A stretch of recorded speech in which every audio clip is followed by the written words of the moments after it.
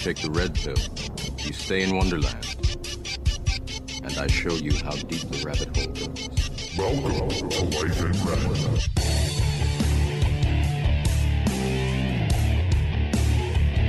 I think I should have probably did the research before, but I think you're my first ginger. Yeah, you're my first ginger. Happy to be here. That's what we called a cold opening. You know what? It's funny, too, because I say that a lot of people I cross paths with that are gingers try to do this ginger connection thing with me. Do you ever get that? A little bit. Like there's some sort of unspoken bond. Oh, yeah. The unspoken bond. It's where they look deep into your eyes and your soul, and you're just supposed to be friends right from the beginning. Yeah. Do you find that? Do you find you can relate to gingers pretty easily? You know what? I don't think I have one ginger friend. Do you? Not as pure ginger as us. Where I say that, like the freckles, red hair, like the prototypical ginger. You know what? Though, like I've grown into love being a ginger. Like I really did not like it in high school. I was like most high school kids that looked different. Yeah. I went through a punk stage. Oh, okay. Yeah. With girls, you can kind of experiment with your looks a little bit more. I dyed my hair black eyes.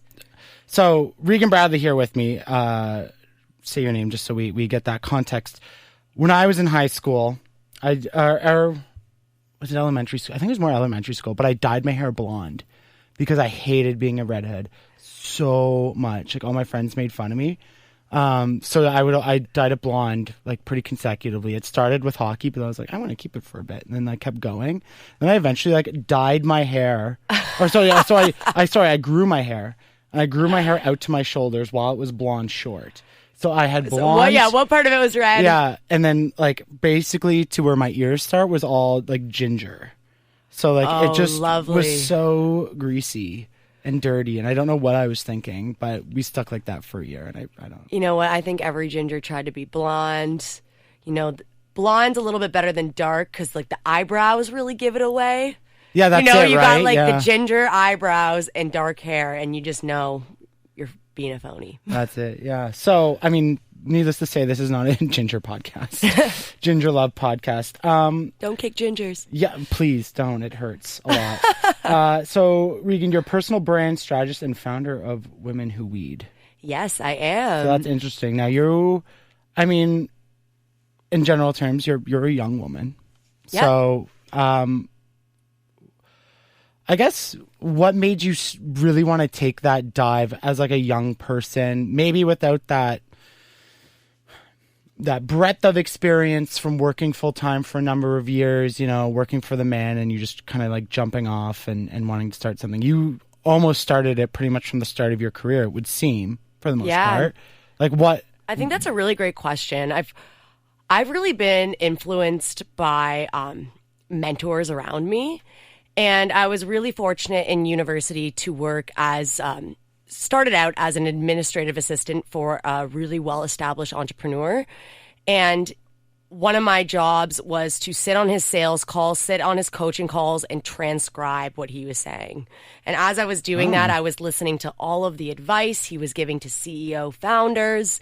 I was learning about his methodologies and why he became an entrepreneur. And I think almost through osmosis, I kind of wanted that a little bit for myself. Interesting. What were the things he was saying? Because I've had like Mallory Rome was on here, and we talked a little bit about entrepreneurship and I've spoken with a few business owners now, and I always find it fascinating because we live in a world that I think a lot of people crave the structure, and they crave that kind of like that blanket, that security, right, of like a steady paycheck. Most people I know, we live in Ottawa, which is, for those who don't know, in the States and the Netherlands, actually, who are listening. I have a big audience in the Netherlands, it seems. So anyway. Nice. Ottawa is the capital of Canada, and we have a lot, like that's where the government is. So a lot of people in Ottawa, especially young people, are like, I'm going to graduate. I'm going to go work with the government for the rest of my life, earn a good pension, be taken care of, have a good wage, and be good. Now, you're saying like you were just like, no, you were attracted to like the total opposite, like the risk, the taking chance, betting on yourself, like quote unquote, like I kind of looked at it this way. So I had that work with the entrepreneur, and I was working from home by myself, and I kind of craved that team dynamic that you would get in a traditional office. So my very first job was working for the government, my first legit job. And through that experience, I learned that it was not for me. But I didn't not like working in an establishment. And I feel like when you're heading down your path to graduate school, you feel like there's like sexy jobs, you know, like there's jobs that, you know, other people want. There's jobs that are more competitive. That could be like working for Nike, you know, the best agency in the city, really the desirable jobs. So I'm a competitive person at heart, and I had my eyes set at an agency that would really I had really admired in Ottawa, so that's where I went. But then when I was working at this agency, I was learning all the processes about how to build an excellent brand, but I was working my ass off. I was working like 10-hour days to achieve somebody else's goals. And as I was doing that, I thought back to this entrepreneur who had literally created his own path and made his own fortunes. And I thought, well, why can't I take what I'm learning here and just continue to build on it? So that's when I decided to make the jump from employee to entrepreneur. Interesting. Dumb question, sort of. What's your definition of like entrepreneur versus like a business owner? Are they the same thing? Kind of like a little different in a sense. Well, entrepreneur, I think, is more of like a broad term, but within entrepreneurs, you have all these different types of entrepreneurs, right? Okay. Like you could have a solopreneur. So that's kind of what I would consider myself. I work for myself, by myself, and I make money for myself. So that's really when you don't have like a big team. I feel like the definition changes the moment that you start having staff. The moment where you have to start worrying about payroll and other people's livelihoods, and it's not just all on your own. And there's a different kind of set of decisions and responsibilities that come with that. Okay. So your first endeavor going out on your own, was that the Women Who Weed, or was that like the personal brand strategist? So the Women Who Weed came afterwards. So I'll start with the personal brand strategy. Okay. So I had been working at an advertising agency. I was kind of gaining the chops and knowledge of really what goes into a brand, as I had mentioned. And I said, okay, well, can I apply this to people? Can I take these same principles that I've been learning from the agency and make it smaller, right? Like tone it down a little bit. Instead of doing a massive corporate strategy, how can I use those same principles for a social media strategy? Or instead of making a huge website describing all these products and services, how can I help a person build a portfolio online? So that's how it kind of started. And it started with a friend of mine. Her name is Clary Chambers. She's still around. And she kind of she was my guinea pig. She let me build her brand from scratch. And once I had done that, I was pretty much hooked. Yeah. And anybody who would let me audit their Instagram, work with a graphic designer to help build their logos, the whole kind of gamut that comes into when you're building a brand, I took it. Okay. And eventually I'd built up a couple of clients. I started just calling myself a personal brand strategist. It went from I'm doing this as a side hustle to this is who I am. I think there's something really powerful in identifying yourself as someone. And actually, Clary, that same woman, she taught me that. She was a mental health coach, but she wasn't. But she started calling herself a mental health coach and a mental health speaker, and then she started getting gigs for it. So it's like when you start associating yourself with a particular identity, then those opportunities start coming to you. That's interesting. I guess I could, I can see it. I just started calling myself kind of like a podcast host. And here you are. Here I am on a podcast. You completely are, right? Well, shout out to Clary for letting you do that. I'm interested though, like, I think the appetite for this is huge, right? But when you think about it, turning it into a business, what like, what is that like? Is that a struggle to try to let people, to show people or tell people that, like, I don't want to say it's like you know them better than themselves, but it's like you're trying to show them, make them show like an image of themselves to the world. Like, I think I understand what you're asking, because people are very multifaceted. Like, nobody can be defined in one simple way, right? You are a podcast host, but you also work for a radio station, but you also are a mental health speaker, and you have this hobby, and you go to the gym, and this, that, and the other thing. The thing where I find most individuals get confused is, how can I say one thing that's going to help me get customers and sales when I am so many other things? But a part of having a strategy is knowing what not to say. So it's figuring out what's actually really important, and then speaking in the customer's mind and only speaking about those things. So I go to the gym, but you're not going to see me posting gym content on my social media, because I've made the decision to only talk about two things: cannabis and personal branding. Like, that's where it stops.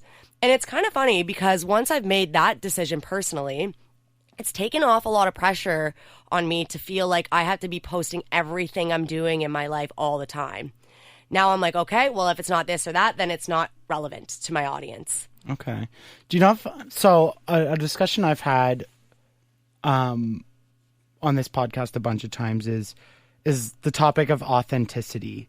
So you're choosing to leave a presence of you, like offline, like a big part of who you are. You're choosing to leave offline. Now you might have a, what do you call, a Finsta or something or whatever. I know a lot of people do that, but I've always been interested in this topic because, you know, I totally understand what you're saying in a sense of, you know, business and sales and stuff. But I also, part of me is just like, why can't I talk about everything about me when, you know, that's going to, like, why should that hinder things for me just because I talk about other things? You know what I'm saying? Like, I've always had a trouble grasping that aspect of the way kind of our digital world is at least shifting. Totally. It's like we're almost like taking the fun out of social media a little bit. Yeah. And I agree. Like, I now use social media as a business tool. Right. I've made that decision to specifically do that. If I want to get authentic with my close friends, I've made a close friends list on Instagram for stories. I do Snapchat with people that are really personal, that are in my personal network. And then I use Facebook to post, like, pictures of me out on the weekend, or me at an amusement park, or, you know, things that my family really want to see. So it's not necessarily that you can't. It's maybe being selective of, like, what platforms you're going to show a particular side of yourself. Right. Because, like, okay, there's something about clicking follow on Instagram and just, like, being a follower and friending someone on Facebook. Like, there's just something a little bit different than that. You know, like, you have a colleague and you're like, oh, should I, like, friend my colleague on Facebook? Like, it's a little more personal. Yeah, have we passed that, like, border yet? And, like, people still do use Facebook. Like, whoever says that Facebook is dead, it's not dead. But I said it's dying. Yeah, maybe for younger generations, but people are still on there. Like, I'll post something and I'll post a photo and I'll get like 100 likes on it. Yeah, it's pretty good. I think it's, sorry, when I say dying, and I know we kind of diverge off the subject, but that's what happens here. It's dying in a sense of, like, a business, for businesses and, like, content. It's like, it's reverted almost back to its roots of, like, it's just like people in your network and that's what you know. When for a while it was like Facebook Lives and, like, news articles and digital publishing, just like that was all of Facebook, right? But then they change the algorithm and I think with Facebook, the only way to really be successful on it is to do paid ads. Yeah, exactly. And then show up in people's feeds and banners, but sneaky ways just like because that. you use paid advertising doesn't give you more reach on other things. It just gives you more reach on your paid ad. Like, right? It doesn't reward you for putting money into it. Yeah. Like, you have to spend money all the time. 100%. And I get that from a business perspective. 100%. But just, yeah, I don't know. It's the social world and how it's, you know, everything in me is like two-sided. I always see, like, the benefit. So, like, someone like yourself, you're using Instagram for your livelihood And I think people taking that chance and really kind of like finding that opportunity to be able to monetize and live your living through this, like that's seizing opportunity, and that's what business is all about. But I think that also we were chatting a little bit about this before, is that like I'm only using Instagram as a tool to help me get customers for personal branding. Right. Like I'm not using Instagram to get like paid opportunities of me like rocking a scarf. Like, sure, if someone that has a product that aligns with like those two messages that I'm sending out, which is like personal branding or cannabis, and I think the product is relevant to my values, sure, maybe I'll open up the window for like a paid engagement. But I had said to someone, I'm like the worst influencer ever, because now that I'm posting cannabis content, people are offering to give me stuff or like pay me to promote this or that. And I'm like, is this even a good product? You know? Right? Like, so at the end of the day, like I use social media to just kind of build thought leadership. Okay. Instead of build a livelihood on it, right? Okay. And I think that's what in personal branding, that's something that I try to communicate to my audience, to my customers as well, is that, you know, like Instagram isn't the means to the end. It's like a tool to help you get to your mean, right? Like, so if you are an artist, I gave this as an example, you don't want to be an influencer, you're an artist. So you want to use Instagram to help facilitate more sales. Gotcha. I think it's good because it's a twist on like what we normally would think of something in a business world. And what I mean by that is in a corporate setting, you know, so people like us who are young, like when you come out with an idea or you think you have the right answer to something, people are going to be like, yeah, well, you know, you're young, you don't know what you're talking about yet. They might dismiss you because of your age. Where with social media, I think older people like take a look at that and they're like, I don't know what to do. So, young person, you're on your phone all the time. Tell me what to do on social media. So it almost reverses that mindset that kind of like, you know, our parents grew up with, or even people a little bit older than us. In a sense, where like you had to just sit there quietly and learn, and then speak up a little, and just kind of build yourself up until all of a sudden you're in a management position, hopefully, and then all of a sudden your word has influence. Whereas now, this is an industry where people are turning to young people for answers to help them. And I find that really interesting. I think that is so interesting. And I actually have like a little anecdote on that. Is my client right now, it's funny, it's a friend of mine's mom, and her husband, my friend's dad, has built his career in advertising. So he's been an entrepreneur, he's worked in big firms. And so when she wanted to hire me to help build her personal brand, I messaged my friend and I was like, so what's up with this? Is your dad going to be reading everything? I'm a little intimidated. Like, your dad knows his shit. And he said to me, he's like, it's really funny, Reagan, because this is the one area my dad can't help my mom. Like, he doesn't understand how to hack away at the algorithm on Instagram to get more followers, or he doesn't understand the whole influencer trends. Or maybe not understand, but it's not his area of expertise. Yeah. So people that have been in advertising for so long, they're used to TV ads and radio spots and media buying and kind of some of the stuff that you might be familiar with, but it's different. Well, you have to treat it completely differently. But we totally see that when we speak to our clients, and, you know, we see that shift in mindset where clients want to engage more with the newer type of stuff rather than traditional in a lot of ways, right? Like, in a perfect world, it's all like you have a little bit of everything to spread your message.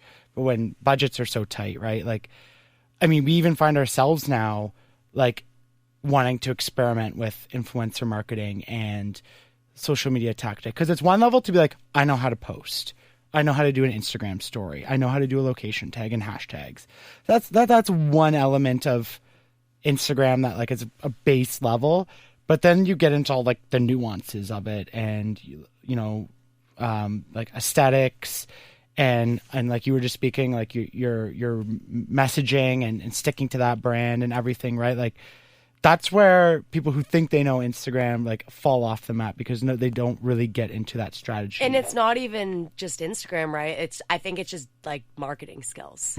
It's like being interested in digital marketing and keeping up with the trends, just like you read the news. Like right now, I have a Google alert set up for that literally says Instagram algorithm.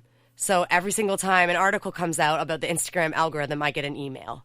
So I'm keeping up to date with that, right? Yeah, it's important because it changes quite frequently and in some cases pretty dramatically. Yeah, absolutely. So it's just, you have to have an interest in just digital marketing in general. Yeah. Right? And it's hard to keep up, I know, for a lot of people because you have the whole, in marketing especially, right, with like you're responsible for so many different avenues when everything just gets lumped into marketing now or communications, right? It's you have to do graphic design, you have to do copywriting, you have to do media buying, planning, social media. Like it's like all these things just going, and you're like, they're really, to me that we're in 2020 and not every company has like just a dedicated social media marketer. To me, that's ridiculous.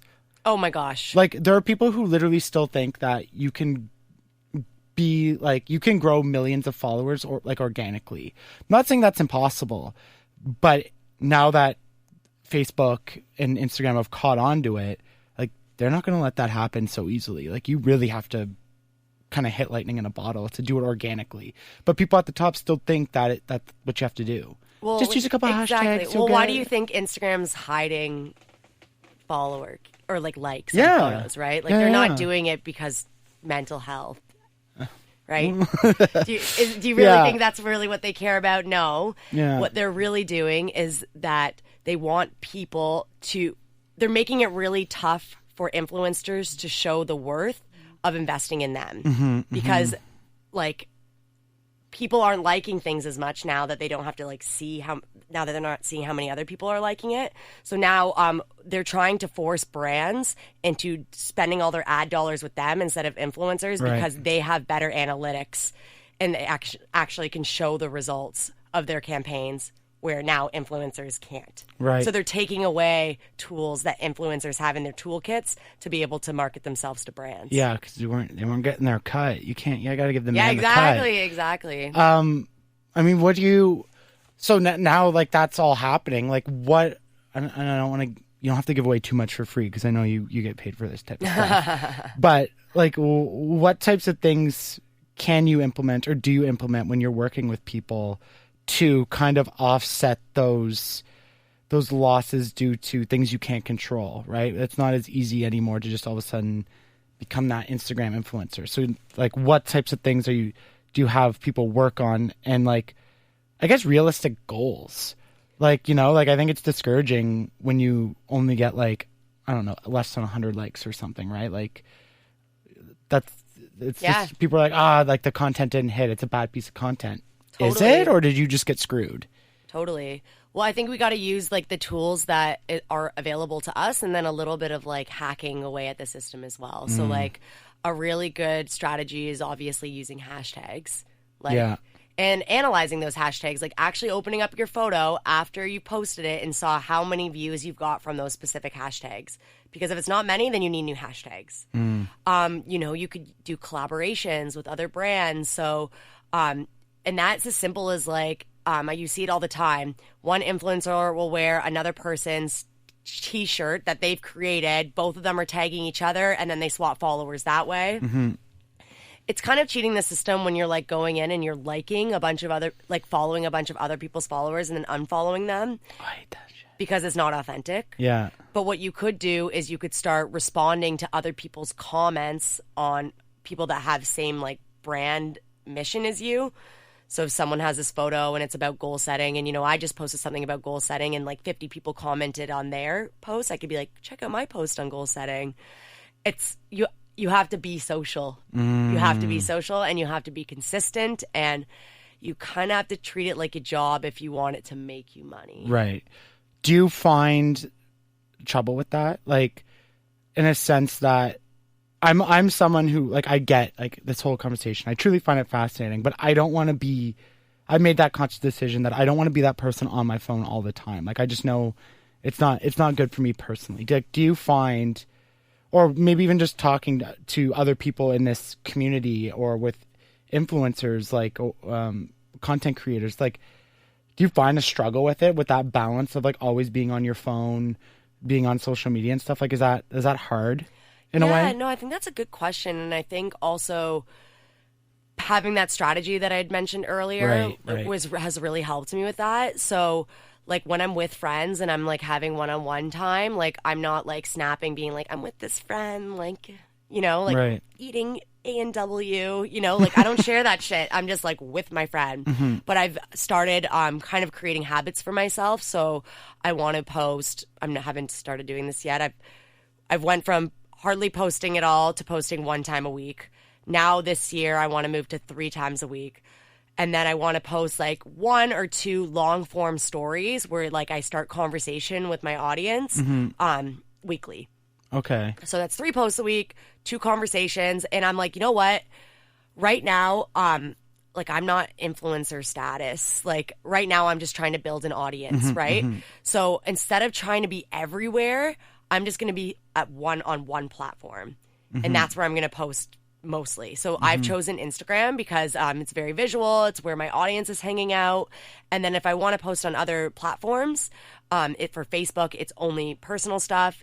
If it's LinkedIn, it's resharing some of the stuff that I did on Instagram.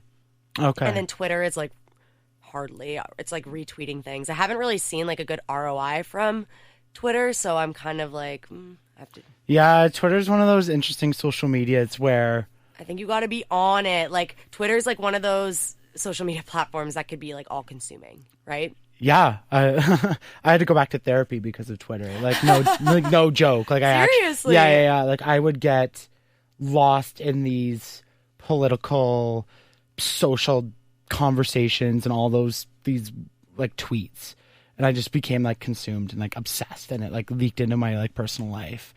So like I just wasn't strong enough to handle it. Yeah. And I always say, if you go back and listen to my first couple of podcasts, like episodes, like.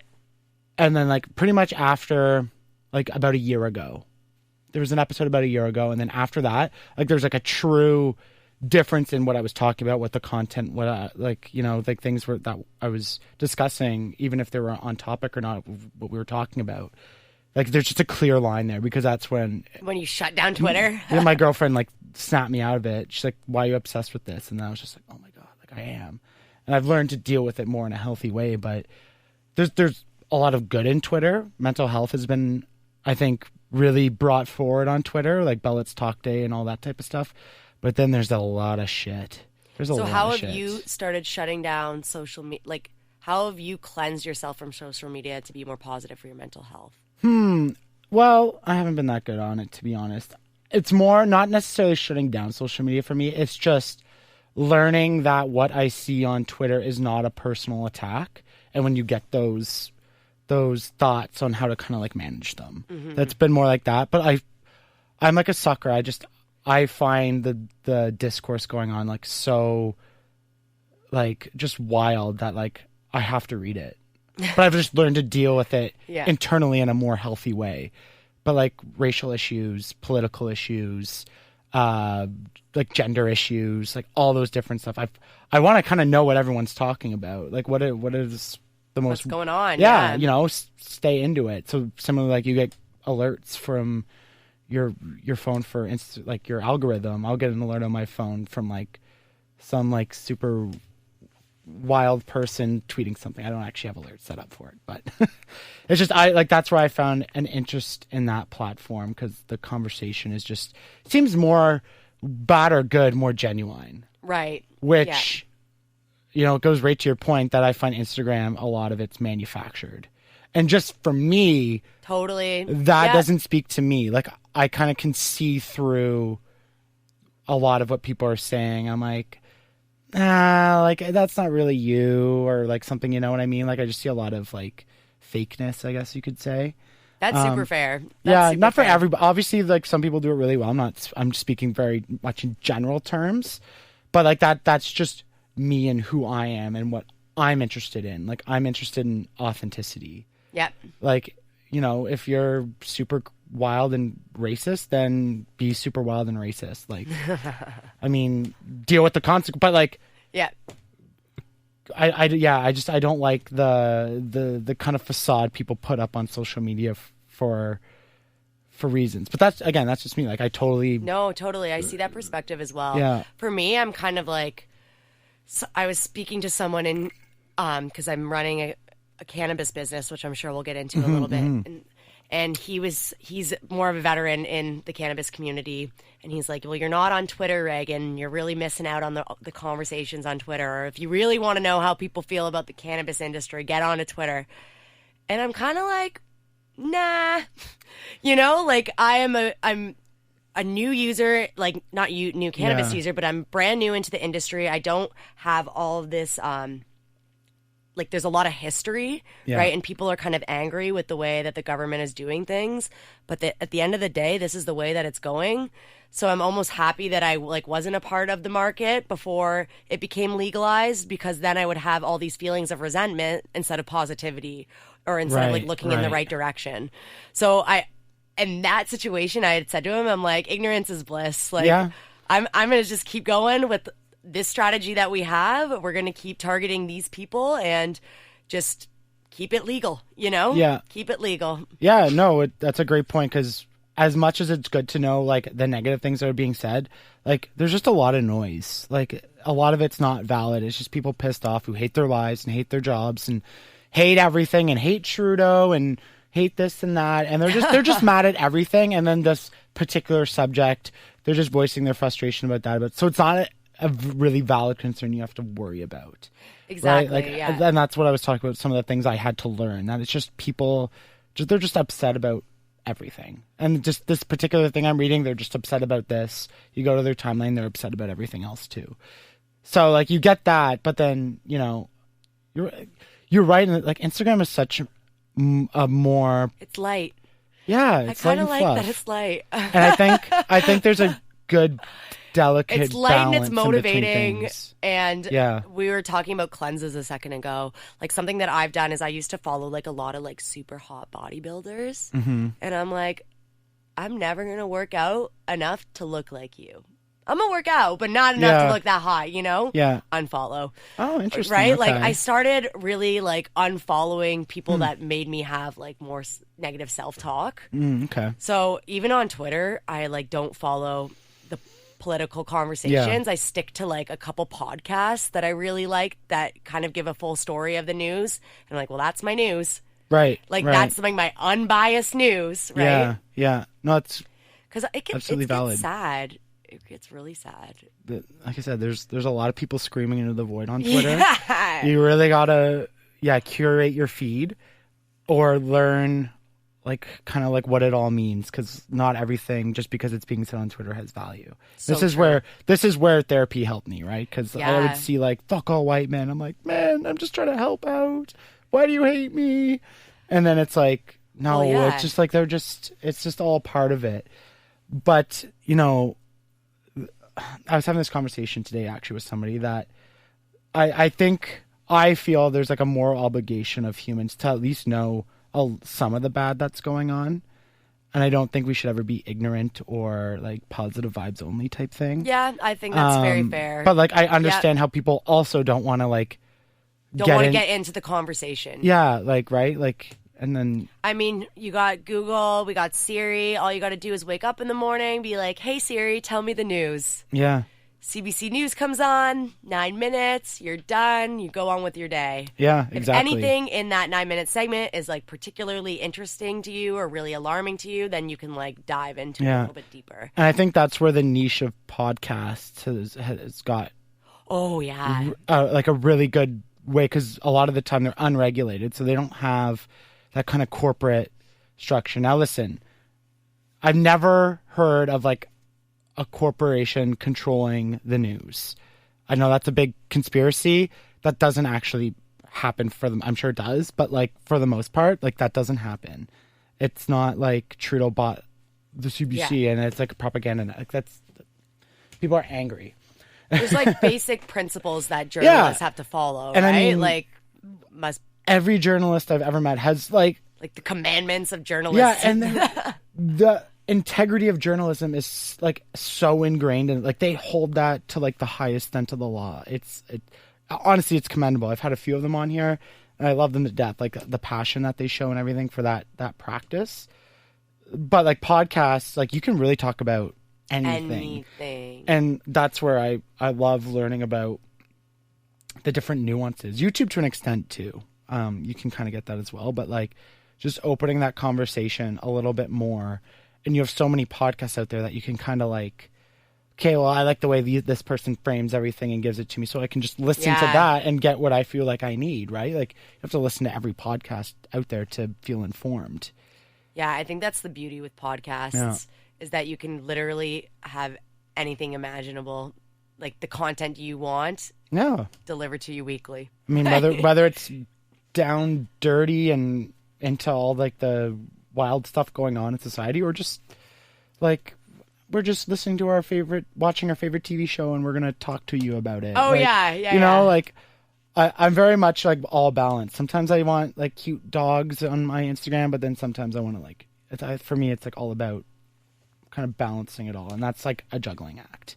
I think that's something that we all kind of struggle with a lot. Yeah. In this day and age, right? Like there's so much pressure to be online, but now there's all these messages to be offline, but we know that being online will really help us with our careers. Like it's just so much conflicting messages. Yeah, and like trying to do a million things at once. You want to be a good person, but hearing the news is sad. Like yeah, and I mean that's a problem all in itself as well. But do you put any stock into who you follow on social media from like a you as a brand perspective? So are you ever worried like if you're following this person, it might like negatively affect your brand? Or if you like a tweet or something like. Not particularly, because now that I'm kind of like, I smoke weed and I'm going to post about it, I'm kind of a savage at this point. Like I'm just out there to be myself. Yeah. So, I'm a little bit more open to be like a little bit more controversial. I don't really get into politics because like as we just discussed, I try to keep it a little bit light. But no, I try to pick like a few people that I really admire, and I just follow them and like their messages. Interesting. So obviously I'm really into marketing, so I follow Neil Patel. So instead of like Googling and going on like the very first search result for like a question that I have, I'll go right onto his website and just see what he had to say. Because I listen to his podcast all the time. Like I become like obsessed with like a few people. Okay. That's kind of like how I can, otherwise it's like information overload. There's too many contradicting like thoughts. Like I just don't know what's right, what's wrong. Yeah. Like you read yourself into oblivion, like, and you don't actually do anything. So yeah, well, I mean, like let's get right into the pot subject, because that in itself, you have so much of that differing points of view, and I know we weren't going to get into the science of it, but I know before we got in, you talked about listening to Rogan. Did you ever listen to the one? It was like the pot debate. And no, I didn't. I need to. He's Canadian, actually, Dr. something Hart.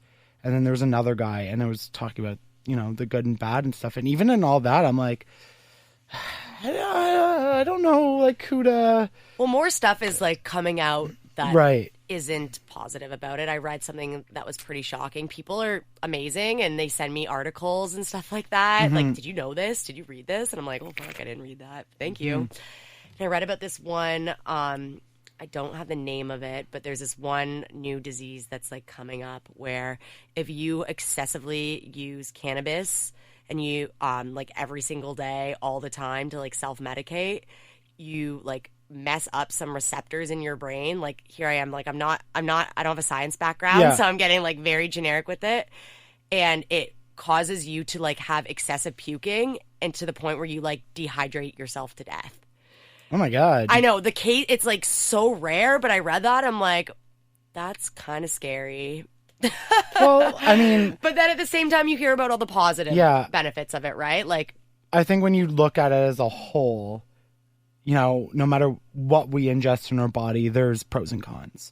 You take Advil, for instance. Like, water could kill you, right? Like, everything can have a negative effect, so, like, that's... I mean, while yes, that is scary, I think it's always important rare. to put into It's rare. Yeah, exactly. perspective that like that, you know, do the pros outweigh the cons, and that's like, I don't know. I've seen people who've smoked weed all their life and you'd never know the wiser. I've seen people who smoked weed all their life and like they're basically useless. You know, right? like I've I seen think it really both. just depends on the person too. Yeah. Like with cannabis, I forget where my train of thought was going there. But the women that we're really trying to target with the company that I have, Women Who Weed, these are professional women. So these are Right. women that have careers and, you know, maybe use cannabis to chill out after a really long day at work. Mm-hmm. Or it could be someone that, you know, has chronic back pain. Mm-hmm. Our co-founder of Women Who Weed, she doesn't do any type of THC strain. So that's where you have the psychoactive components. It's only for pain and pain management. Mm-hmm. So there's so many different use cases for it that I don't think we can say, like, is it positive? Is it negative?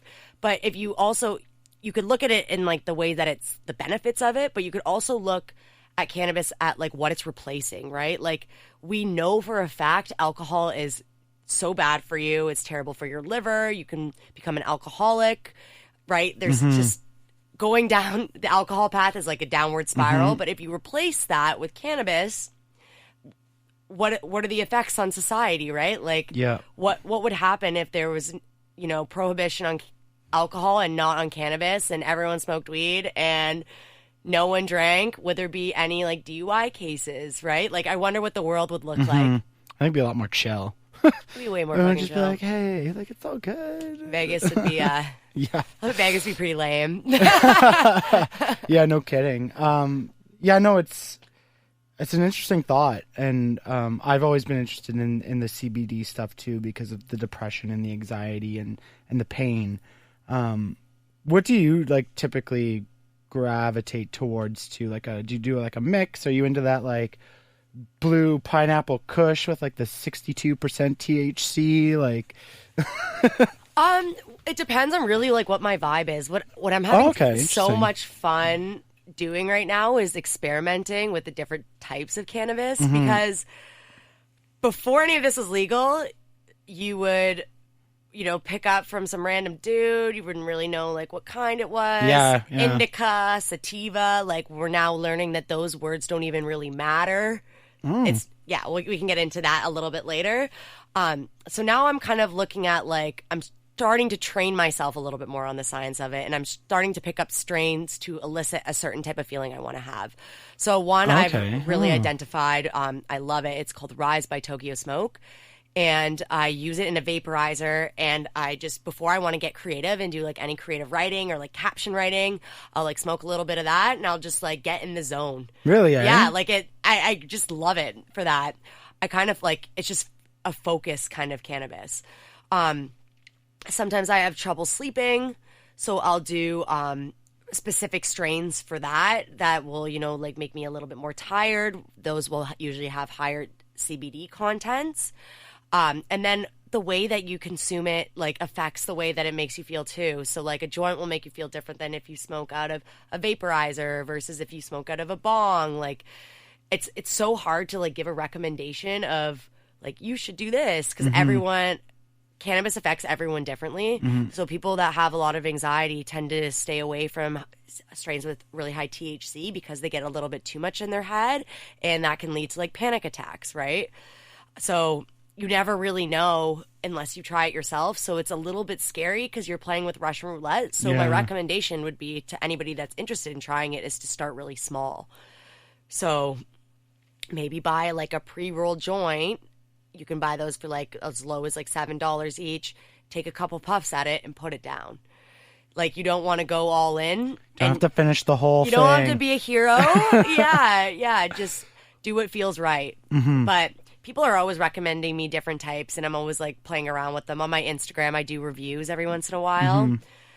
And sometimes I do something that's way too strong, and I'm like, I'm way too baked to get in front of the camera again, so I'm probably just gonna not. And people message me like, yo, I want the review. Yeah. And I'm like, I'm too high. Like, no. I find it weird, like, just off the top when we started talking about weed, you mentioned that you're like, that doing this, that you're not afraid to be controversial. I find it interesting that even though it's legal, it's still somewhat taboo, I guess you could say, to talk about weed and talk about it in a professional sense. Yeah. It's That's funny, weird. though. It's funny because a lot of people feel that way. But now that they know that I'm like the weed girl or whatever, everyone feels super comfortable to coming to talk to me about it. Right. So it's almost like, I call it like coming out of the cannabis closet. Like the first person to be like, oh, like, you do weed? Oh, I do weed. Oh, we should probably do it together. Yeah. Right? And I've been trying to expose like my family to it a little bit more. So I grew up with a family where, you know, I wasn't allowed to drink until I was 19. I had a curfew, like very, like not like super strict, but like pretty strict. One time I got caught, you know, smoking cannabis and I got grounded. And then it's legal. And then I have a conversation with my parents. I'm like, I think I'm going to start posting on social media about weed. Like, prepare for that. Didn't like it at all. Oh, okay. But now the more that I'm doing it and the more that they're realizing, like, everybody else is coming out of the cannabis closet, they're a little bit more supportive. Yeah. So something that I did for Christmas is I bought, like, little CBD capsules, and I put them in Christmas cards, and I gave them to each of my grandparents saying, you know, I know you have aches and pains. Your knees probably hurt all the time. Like, you've gotten this surgery. Try this. Have one. And if you don't feel it in an hour, try the second one. Let me know what you think. I'm waiting on the reviews from Grandma. I'm waiting on the reviews from Grandma. Yeah. I remember, like, I know the first time I was caught, I was 12 smoking weed. So that was a good time. But I remember I started working at a gas station when I was 16. And we sold rolling papers, and the amount of people, I mean, small town, but the amount of people I knew coming in to buy rolling papers, like, I was like, you all smoke weed? What? Right? Like, people, my friends' parents, people I knew, like, through hockey, teachers. Interesting. Like, Interesting. Again, small town vibes, but so many people, and this is before it was legal, by the way. So many people I knew smoked weed. I was like, I think a lot more people than everyone thinks. yeah, it's like one of those things, like, no one ever said they did other than with their friends who they smoked weed with. And I think also, like, people are becoming more comfortable talking about it, but, like, people don't want to, like, post pictures of themselves doing it. Just like people don't want to post pictures of themselves drinking, right? Like, you can kind of compare the two sometimes, depending on what your use case is for it, right? But, like, I would allow a picture to go up with me with a beer, but I still, and I'm pretty cool, like, with it, I still don't think I would allow myself with, like, a bong. Yeah. To go up on, like, to put that up. I'd be like, maybe not. Well, even for That's very myself, interesting. I've been a little, like, conscious about it, too. I'm like, okay, I've done the vape, but I haven't really posted any videos of me smoking. I don't know about the bong, though. The bong's too much, not the bong. Yeah. Right? So it's... But why? Yeah, Like, really, right? why? Yeah. Like, you at the end of the day, you're taking cannabis and you're smoking it. What I think is kind of interesting, too, is I wonder how many people that have not wanted to smoke something are going to start trying things now that edibles are on the market, right? That was another big thing I was going to talk to you about, because I know so many people who are like, I don't like smoking it. They don't like, you know, putting the things in their lungs, but they're like, but I'd eat it. Yeah, and what was really interesting is that my co-founder and I, a woman who eats Sarah, she and I got invited to the ribbon cutting ceremony at Tweed. So Tweed, for anybody who doesn't know, is a massive cannabis licensed producer in Canada. And those are people who sell weed, essentially. And they're one of the first companies to kind of get those chocolate bars out on the market. Mm-hmm. So every single piece of chocolate is, if you were to compare it to something that people, every single piece of chocolate would be like equivalent to having like one beer. So like very small, you know, you really got to like work your way up to like really feel that buzz. That's kind of the strategy that they went with the chocolate. So everyone that has been cannabis users for a long time, they're like complaining, that's not enough. Like, that's not going to do anything to me. I'm going to have to eat 3 like full chocolate bars to feel anything. But that's when I started, because I asked, I was like, what, like, how do you think people are going to respond to like this very low dosage? Do you think people are going to be like mad about it? And someone that had worked there had said, like, well, you have to think about who we're targeting with this chocolate, right? Like, this is the very first chocolate bar to go to market. We're targeting those people that have never tried cannabis before. So we want to be very, very careful. And then once Health Canada gets more comfortable with like what we've done, then we can kind of start inching our way into like stronger stuff, right? The dark chocolate will be like the strong. Yeah, and then yeah. Get some almonds in there, and that'll be like the light and fun. Yeah, it's interesting. But there was a period of time where before it was legalized, cannabis was legalized, there was like this weird gray period. So Justin Trudeau had announced that cannabis will be legal. So individuals started opening up cannabis shops, and there's this whole gray market where people didn't have like any licenses or like they were just making brownies at their house, selling it to these people who had little like makeshift cannabis shops. And then you were buying it as a consumer. And I had an experience where, you know, me and my friends bought this brownie, and I was like, okay, like, how is this brownie, like, going to hit us? And he's like, well, I eat a full one, like, the person that, I eat a full one, but maybe you should eat, like, a quarter. Like, not playing into, like, tolerance levels or, you know, experience with cannabis or all these different things. So we bring this brownie to New Year's, and each of us eat our quarter. And literally within 20 minutes, we were like sleeping. Like sleeping, or we had to sleep or else we probably would have been sick. Well, how many horror stories have you heard of people like eating it and like having like a bad, because it's totally different. It's like, for those who don't know, it's like a way different high. Your liver processes it a lot different than your lungs and your bloodstream would. And I've heard people for anybody new, I would recommend smoking it for the very first time. To at least it goes away in like an hour.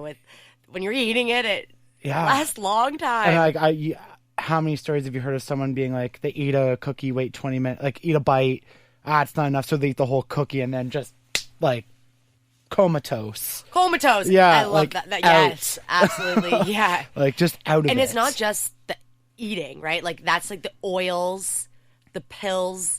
Like anything that you're like putting into your body that needs to kind of go through your bloodstream for you to, I'm not, don't quote me on the science of that. Like, does the smoking go through your bloodstream too? I don't know. But like anything that you have to like literally swallow will affect you differently than what you have absolutely.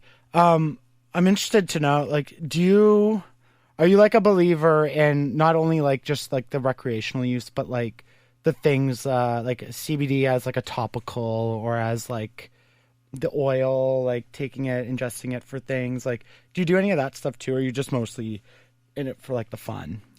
No, that's something I really want to get into a little bit more. I'm in the process of getting a subscription for medicinal cannabis because I have chronic pain in my knees. I can't speak about my experience on that too much yet because I haven't really went through the process from start to finish, but I eventually will post the whole process on my Instagram or on some sort of social media platform. But I was a little bit skeptical. I'm like, okay, like, does a cream really do anything? Like, I didn't really believe it. And then someone sent me a CBD bath bomb through Instagram. So I'm like, okay, like, not really believing it.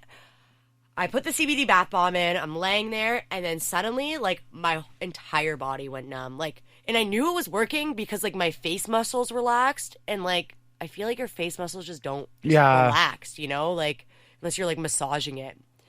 And then I got out of the bathtub and I was just like so calm and relaxed. Like I felt so good.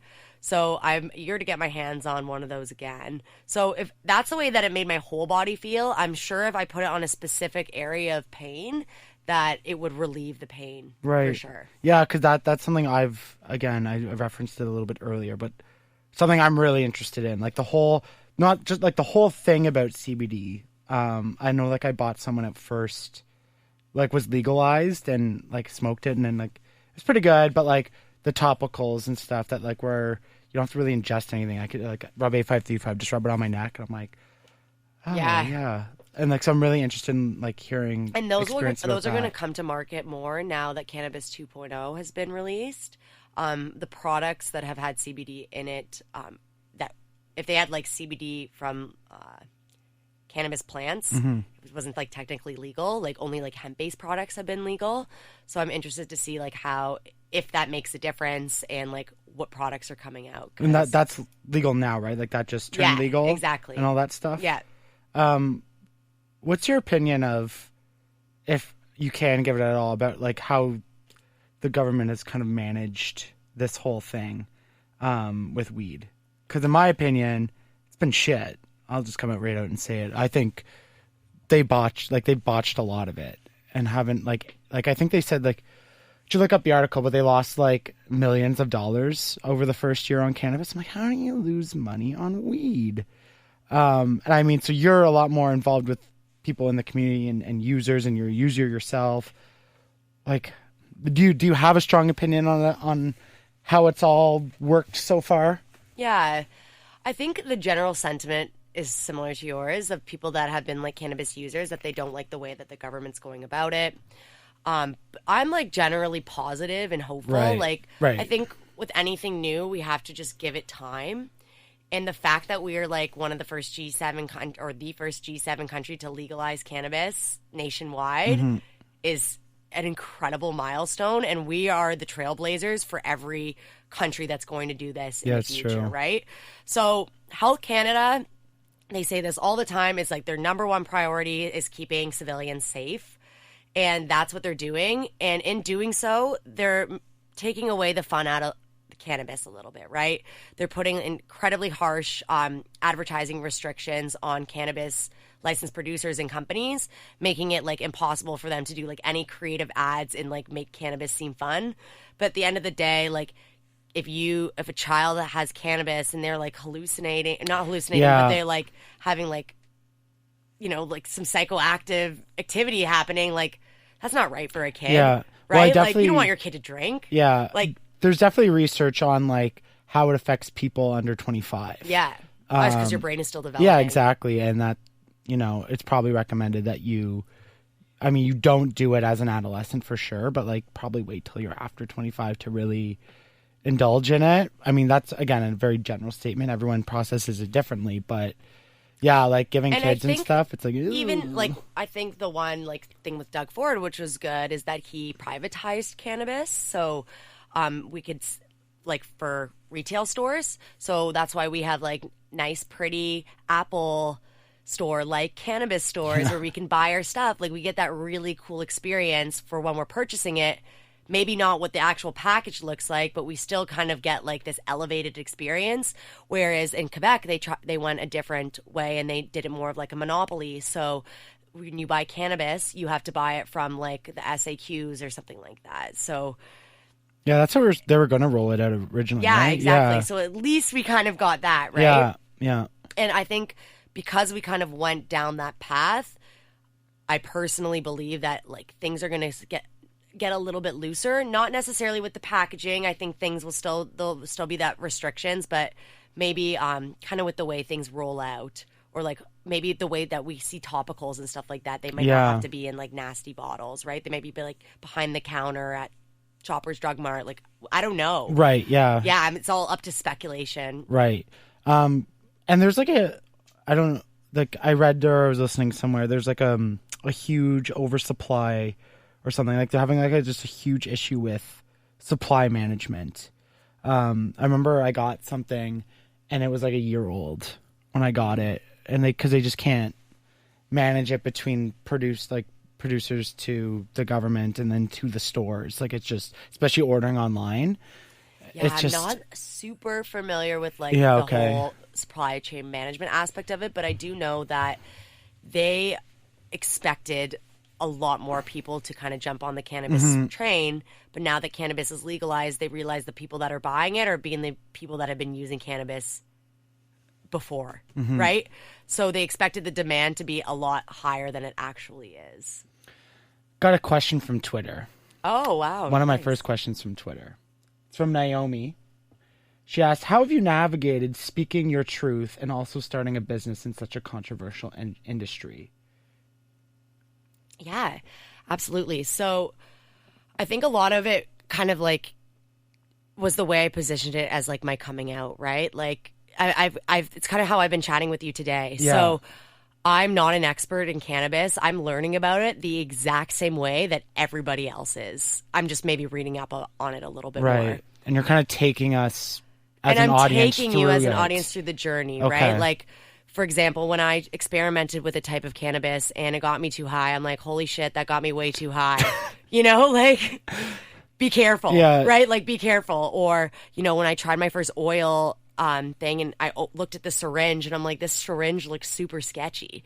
Like, I think it's just more about, like, being myself and having a little bit of fun with it and just kind of, like, shedding away my worries about what people are going to think about me, because I had to do that in the first place to decide that I was going to be posting content in cannabis. So I just got to keep going with it and just stay confident and just keep going forward. Do you ever have like worries about, if this particular endeavor doesn't work out? Do you ever worry about like how it might affect future opportunities at all? I've made the decision for myself that I'm like all in with cannabis. Yeah. So if the personal branding thing doesn't work out and I don't end up, my business fails and everything goes to shit, like I'm going to work for a cannabis company. Like, fair enough. That's where my passion is and that's where I belong. And that's where awesome. I want to keep like spreading the positive message to as many people as possible. So tell me about women who weed. We've referenced it twice now. Where did you get this idea to kind of come up with this concept, and what is it exactly? Yeah, absolutely. It's a great question. So Women Who Weed was kind of born out of necessity. So I had looked online to see if there was anything in Canada that connected people that were like me. Professional women that used cannabis, maybe would prefer cannabis over wine or used it for self-care or used it to relax. And I didn't find that there was a forum that existed for this particular group of women. So I started it with my co-founder as a book club. So I'm like, you know what? Let's get a bunch of girls together, smart girls, because it's a book club. Let's get high and let's talk about issues facing women. So it worked. We've spoken, about personal development. We've spoken about women at work. And the red thread across all of our events is two things: that we're all women and that we all use cannabis. Because you can do a couple of things when you start to build like a cannabis events company, right? Like it can be all education, but at the end of the day, sometimes people just want to do cannabis and do it and then forget about it. Not everyone really wants to learn the science behind the cannabis, right? They just want something that works for them, then they want to forget about it. Or they want a doctor to subscribe them something, they want a recommendation from their friend. So we're trying to take that interest that people have in cannabis, but apply it to just the regular things that we do. So we would do like a cannabis hike, a cannabis wellness workshop. So it's more about adding cannabis to women empowerment events. Gotcha. So, and it's in a really interesting niche, and it does take an explanation. Yeah. So we're experimenting and we're growing with different types of events. Some being more educational, some being more about empowerment. Yeah, I think there's absolutely room for all of it, kind of encompassing, for all of it. And I mean, who doesn't love like getting high and having like these big philosophical debates? It really is what it's right? really what it comes down to. Yeah, like talking about. I love like talking about issues and just talking to smart people. Yeah, right. It's so engaging. We've purposely really branded ourselves to be very sophisticated and classy because that's how the women feel that are a part of this community. So we've really niched. And that's where I've kind of pulled from my marketing and branding skills is we know who our audience is. We have a persona that we market to, and we only market to them. So if you don't feel like if you want to just get high and watch Netflix, then maybe that our community isn't the right one for you, right? Right. It's almost like a networking group with weed associated with it. Okay. So you like do a whole bunch of other things with it, like It's a community. So it's Interesting. kind of like creating like an extended social circle. Interesting. How many like members are you up to like right now? Right now we have 250 members in Ottawa. Sorry, like that, like even for that, I was like, oh, good for you. Yeah. That's really great. Yeah. It's growing and there's so much interest. So there's so much interest that we're actually growing across the country in the next couple months into some of the major cities. So you'll be hearing more about our growth story there. The goal is to just empower women leaders in cannabis to build out these communities so they can do exactly what we're doing in Ottawa in their respective cities. Right. It's interesting because it's such a cool concept, and it also helps break down that stigma that like stoners, quote unquote, are like lazy, no job, good for nothing. Like, you know what I mean? Like that, just that stereotype that surrounds I'm finding them. too, like a lot of the women that join the group don't feel like they have their social circle, or like they're missing that component of their social circle. So they feel like they have to do cannabis by themselves, and they really want it to be more of a social activity, right? So it's kind of like connecting like-minded women who use cannabis. Now, the question is, so say you have an event and someone wants to come, but they just didn't want to get high that night. Like, is there like... You don't have to. Yeah, okay, there's no Yeah. like rules about any of Some that people stuff? have come to the event just for the book club. They're like, oh, cool book. Just want to talk about... Thought it'd be interesting being around a bunch of people that was high talking about this book, so I'm going to come. Okay, so that's interesting. Like, what are your hopes and goals for it all? Like... Yeah, that's a really great question. So my co-founder and I started it, I thought I was going to be hosting the first event like in my living room. I just really did it so I could find more people that were like me. And then it just kind of took off, and there was a lot of interest in it. And I'm like, oh shit, like we got to actually turn this into a thing. We got to get an event space. So an event space turned into multiple events, turned into people messaging us on Instagram asking if they could open up a chapter in their city. So now we're on kind of the growth phase. So Right. we're building out a platform or a replicable model that individuals, cannabis leaders across the country can take and then build out their own communities. That's what we're focusing on right now. Once we build those communities and they kind of start growing in their cities, we want to start offering them more value.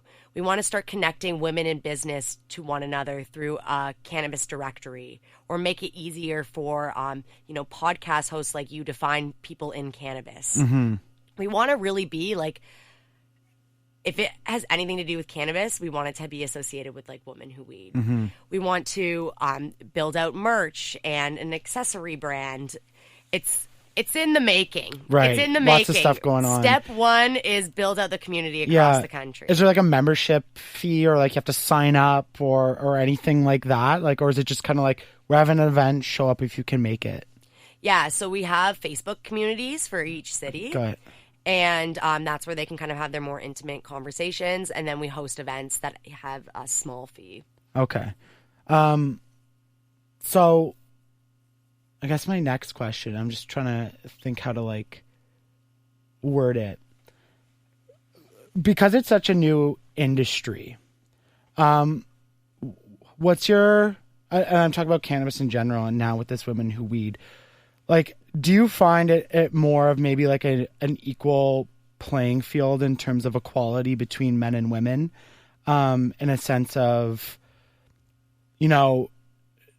maybe no one really has a head start on this, so like it's kind of like, I don't want to say like women take control, but like it's just like there's like a really opportunity to like start fresh and like have like just like a very like either like a better power dynamic than in the rest of society, and with other business models that like cannabis is maybe like that like fresh start for like everything kind of society's talking about when we talk about gender imbalances and pay structures and all that type of stuff. Do you find that now with your experience in the cannabis industry? I'm seeing a lot of female-led like small businesses in cannabis. And, there was a lot of hope for women executives to lead, like trailblaze in the cannabis space. But the most I've read recently that it's not really trending that way. So a lot of the big cannabis companies are hiring external executives from like massive companies from other industries Right. that don't even use cannabis at all, which is funny. So I was listening to a podcast the other day, and I don't remember the name of the brand, but the guy used to like be the chief marketing officer of like Tide, for example, and now he's the chief marketing officer of a cannabis company, but he doesn't do any cannabis. So they're just poaching top talent. That's really what they want right now. They want the best people to be working in the cannabis industry for their company, and unfortunately, a lot of people at the top that are quote unquote the best are men. Mm-hmm. So women are still climbing their way up there, but I'm really hopeful that as the restraints or the restrictions on like cannabis businesses, because there's a lot of limitations for entrepreneurs that want to get into the cannabis industry, and that's the one thing I'm a little bit or the most disappointed with the rollout of cannabis is that unless you have to jump through hoops or have a lot of capital to be able to do really anything that involves cannabis. So sure, you can start an accessory line, you could do a grinder, you could do what we're doing because we're not touching cannabis at all. But the moment that you actually want to have cannabis in like a product that you're making, it's very, very challenging and expensive. It's unfortunate. Yeah. So as hopefully, fingers crossed, as time goes on, more women will have the opportunity to jump into the space, and we'll kind of see more equality happening. But Do you think advocacy is or can be part of the women who weed, in a sense of like, I don't know what it is, but like putting some sort of advocacy into getting the women involved in the actual industry part of it, like the manufacturers and the I think that's distributors. really interesting. I think that's really interesting direction, and I would love to get into that soon. Yeah. Well, I mean, Soon, yeah. just thinking if you have some Once of we have the collective power of chapters across the country, and we know business owners through the directory that we're going to build, and arguably the greatest minds of women who indulge and know about cannabis in the same group. Me just sitting here totally objectively, I'm like, there's a hell of a lot of power in that. You know, like you're going to have like just really like smart, ambitious, passionate people about this subject, all being women because of the organization. It's like, why not? Why wouldn't companies just be like, I mean, again, just speaking objectively, like I could see a lot of good things happening, like coming from that. I'm really excited for where we're going to grow. We're taking like one step at a time. We have our 3-year plan, or not even like our 1-year plan, because I want to move fast. People are trying to get in, got to be the first. But no, thanks for that perspective. I think that's super interesting. I've actually been approached by someone to have that conversation. Good. Yeah. Just got to learn how to even start. I mean, it's just knocking down doors, just knowing what you all want and just pretty much going after people until they listen. They might not ever listen, unfortunately, but I think there's within the next, I mean, it's not ideal, but 10 to 15 years, hopefully 5, that we're going to see just once people, our age and a little bit younger start coming into more positions of power and management positions, I think we're really going to see like a tidal shift in a sense of, people, whether, you're LGBT or women or minorities, like I really do believe that we're going to be seeing like a shift in a more equitable, I hope so, across, like I know 10 to 15 years, like it's not the great, like that's not very optimistic. It's progress, right? It's progress. You just got to wait for the boomers to retire. You got to kind of push them out. Like a lot of them are already kind of softening in their views, at least in my experience. Yep. Like they're definitely not taking as hard of lines as they thought, or as they once were, even when I started 5 years ago. But it just, unfortunately, it takes time. And I know a lot of people, like they don't have time because they've been doing it for so long, and so it's frustrating. Other than Women for Weed, like what's next with you? What are you hoping to accomplish this year? What do you see yourself doing? Kind of like a job interview question. You know, like what are you going to be the next? I don't know. Who's a big my brand goals for strategist? this year is to really, at the end of the day, my goals are to get into the cannabis space and build my business so I could just only focus on that. Like I absolutely love the personal branding side of what I do, and it's a passion of mine and it's what I do full time, but my goal is to make money in my business. Right? Like, so, because at the end of the day, like, you can only divide yourself between so many things for so long. That's the reality of anybody who goes from employee to entrepreneur. You take the money wherever you can find it, and you learn through the process, but you have to have that, like, end goal in mind, or else I'm just going to be juggling things for the rest of my life, and that's not really a way forward. Yeah. And I find one of the biggest things, especially since I started this podcast, and I've started to get involved with more, you know, people like yourself, like entrepreneurs or people who are trying to start their own projects. The one thing I found is the age, like we talked off the start, that it's nowhere near what I thought. Like, it's young people that are really pushing hard for this type of stuff, which I love. And two, the amount of ambitious women who are just like fucking killing it. Yes. But honestly and truthfully, like, who I just see, you know, just not taking the status quo and like literally just not just in a sense like chasing their dream, but like they're just out there fucking doing it every day. I find that so awesome and fascinating because, you know, like someone like me, I don't have the guts to do that. Like, I'm like, I need my paycheck, or else I'm not going to pay my student debt on time. And, you know, like, there's so much risk in it. And like I said, since I'm in like entrepreneur groups now, and I'm meeting people such as yourself who are expanding. I mean, it's a great setup for me because, you know, kind of helps us. I get my guest who has interesting content, and it helps people who are just trying to launch themselves have a small but somewhat of a platform to talk about what they're doing. So so that's why it's easy to meet entrepreneurs. You can't be an entrepreneur. Like, you can't leave your full-time job if you don't have a source of income. Yeah. Right? Like, we have responsibilities. Yeah. And that's like why people, you know, do side projects that eventually turn into like part-time work with their job, and then they jump over that way, right? But you have to build a base before you jump over, right? Yeah.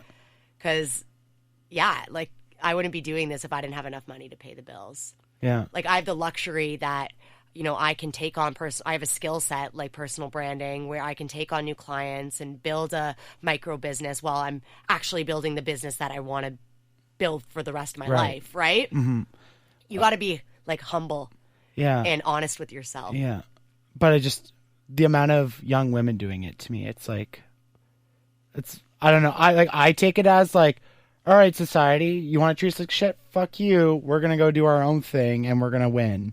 It's like, okay, like, yeah. You know what I mean? Like, that's the way at least I interpret it. I honestly kind of think of it that way too. Yeah, like, I'm not going to put up with your shit. I'm just going to go create my own thing.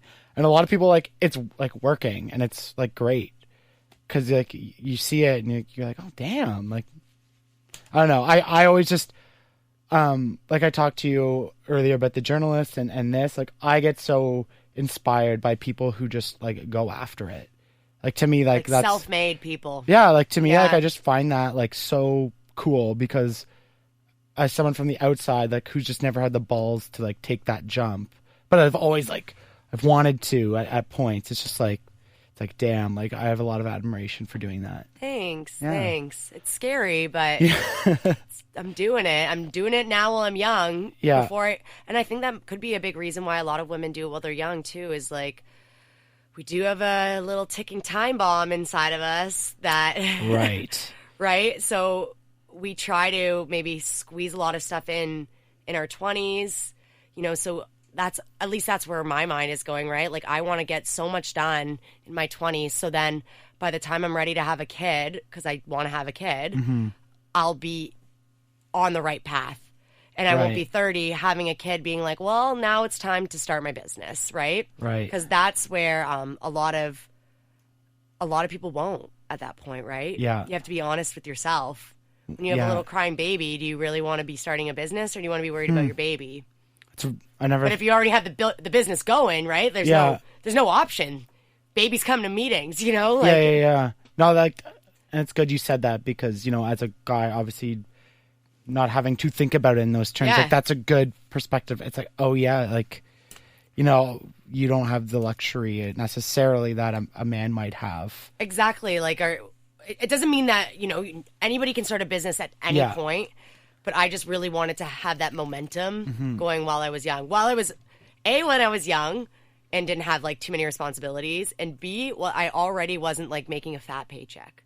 So, like, if I had been working in the government for X amount of years and I was racking in, like, $90K, then maybe it would be a little harder to step back from the lifestyle that I was living to, you know, live on what I can to do what I'm doing right now, right? Yeah, absolutely. Listen, again, kudos, because thanks. I think it's great and it's awesome, and I'm glad you could come on. Where can people find you if they're interested in any of the personal branding stuff or the Women Who Weed? Yeah, so if you want to check out my services for personal branding, it's ITS, Reagan Bradley, ReaganBradley.com. If you want to check out Women Who Weed, it's womenwhoweedclub.com. And you can find me on Insta. Same thing as same handles for both. It's Reagan Bradley. Yeah. I think I said Reagan off the top, so I apologize. Oh, that's fine. I get it all the time. All right, Reagan Bradley, ladies and gentlemen, thank you. Bye. You